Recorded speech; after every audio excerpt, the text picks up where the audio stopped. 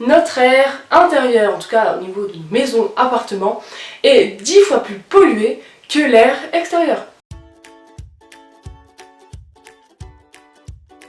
Bonjour à tous, je suis super contente de vous retrouver dans une toute nouvelle vidéo qui va être axée, comme vous avez pu le voir, des pollutions d'intérieur. Avant toute chose, je voulais vous souhaiter une très belle année 2020 puisque oui, on est en février et oui, c'est la première vidéo de l'année où je peux vous souhaiter une bonne année. Dans cette vidéo, on va voir 5 conseils pour vous aider simplement à dépolluer votre air intérieur. Vraiment très simple, économique, écologique, tout ce que vous voulez. Enfin vraiment le top du top quoi.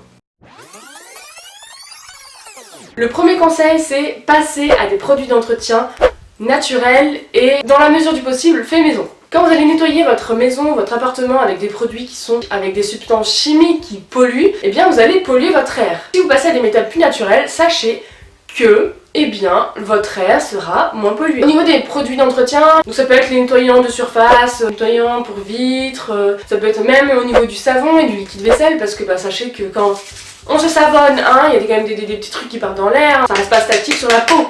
Pourquoi je fais autant de bruit dans mes vidéos? Ça peut même aller aussi jusqu'à la lessive parce que quand vous ouvrez avec votre petit truc de lessive avec plein de produits chimiques à l'intérieur, on respire des odeurs souvent très agréables mais souvent très désagréables pour votre santé puis pour la planète. J'avais fait une vidéo par rapport à ça, j'en ferai plusieurs pour essayer de compléter un peu ce panel d'informations concernant les produits d'entretien fait maison et naturels. Si jamais vous voulez checker la vidéo, de toute façon je mettrai tout ça en barre d'infos. Je vais pas le répéter, toutes les informations complémentaires, ça sera en barre d'infos, ne vous inquiétez pas.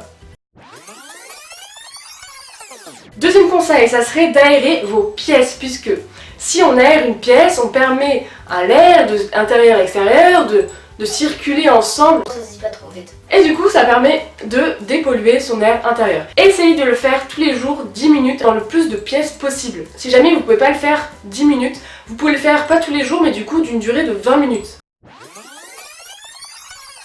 Le troisième conseil ça serait de multiplier les plantes vertes chez vous. Je vais pas vous expliquer le principe du rejet CO2 nanani nana. Mais quand on multiplie des plantes autour de nous, on respire mieux parce que l'air est plus sain. Vous pouvez tout simplement aussi acheter des plantes qui sont dépolluantes. Je sais pas s'il y en a qui connaissent l'aloe vera, ça demande très peu d'entretien et c'est une véritable plante dépolluante. Sachez que quand on fait du gel d'aloe vera, on a besoin en fait de l'intérieur de la feuille et en fait l'extérieur est censé être toxique, donc ça prouve bien que les petites particules vont sur cette petite peau.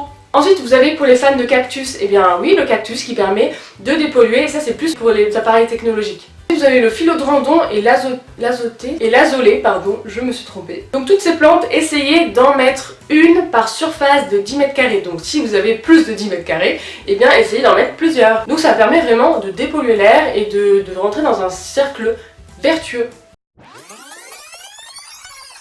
Le quatrième conseil, ça serait d'éviter les objets, tout ce qui vous entoure en fait, avec du plastique et des substances chimiques. Oui, un air intérieur, il est en contact avec tout et n'importe quoi. Si vous achetez plein de bouteilles en plastique, que vous achetez plein de produits chimiques, que vous les respirez, que vous les ouvrez, que ceci, que cela, l'air ambiant, il va être connecté avec tout ça. Si vous diminuez le nombre de produits chimiques et de produits plastiques dans votre maison ou votre appartement, vous allez avoir un effet direct dépolluant.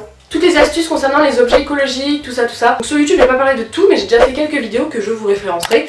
Et encore une fois, j'ai encore dit alors que j'avais dit que je ne le dirai plus. Cinquième astuce, ça serait de purifier son air. Purifier son air, ça peut passer par des purificateurs d'air, mais également par du nettoyage intérieur régulier. Plus vous allez nettoyer votre maison régulièrement, moins vous allez avoir de soucis dans votre maison ou appartement, et plus vous allez pouvoir utiliser toujours du naturel. Quand dans la maison, l'appartement, vous avez un problème de saleté qui est vraiment tenace, c'est que vous n'avez pas forcément nettoyé la zone régulièrement, et du coup vous allez passer à du chimique qui sont plus forts, du coup qui attaquent plus, mais qui sont pas vraiment bien, parce que comme on l'a dit au début de la vidéo, ça pollue. Ça permet également d'avoir un environnement régulièrement plus respirable, voilà, c'est mieux pour tout le monde.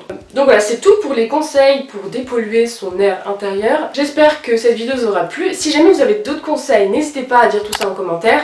C'est bien de pouvoir partager toutes nos astuces ensemble. Je voulais démarrer l'année vraiment de manière soft, avec des petits conseils très simples. J'espère pouvoir vous parler encore plus de sujets plus terre à terre. J'aimerais qu'on parle plus de jardinage, de biodiversité, de contact avec la nature parce que c'est très intéressant. Je continuerai à parler également de toutes les astuces au quotidien, zéro déchet, écologique. Juste j'élargis un peu mon sujet. D'ailleurs si vous avez des sujets que vous voulez que je traite en fait tout simplement en vidéo, n'hésitez pas à me dire en commentaire. Franchement ça me fait plaisir aussi de pouvoir répondre à vos interrogations et de pouvoir cibler une vidéo par rapport à un sujet que vous voudriez voir sur ma chaîne. C'est le moment que je n'aime pas en fait dans les vidéos, c'est de devoir vous dire au revoir parce que je voudrais rester à vous parler en fait tout simplement. Mais je vais vous faire des petits bisous quand même parce que après il faudrait pas que ça dure trop longtemps. Je vous retrouve dans une prochaine vidéo, j'ai trop hâte. D'ailleurs ça va être une vidéo FAQ, donc sur Instagram j'aurai besoin de vous. Je vous laisserai un petit post ou une petite story FAQ et vous pourrez poser toutes les questions que vous voudrez. J'essaierai de répondre à tout en vidéo. Donc à bientôt dans une prochaine vidéo, je vous fais plein de bisous et bisous et ciao.